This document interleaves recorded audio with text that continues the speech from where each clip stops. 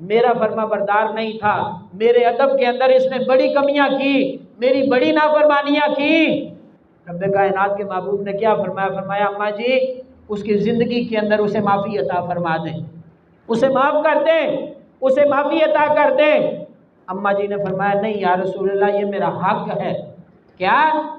अम्मा जी ने फरमाया या रसूलल्लाह मैं अलकमा अपने बेटे को माफ़ करने वाली नहीं, ये मेरा हक है, मैं इसे इस्तेमाल करना चाहती हूँ, मैं उसे माफ़ नहीं करना चाहती, मैं उससे नाराज़ हूँ।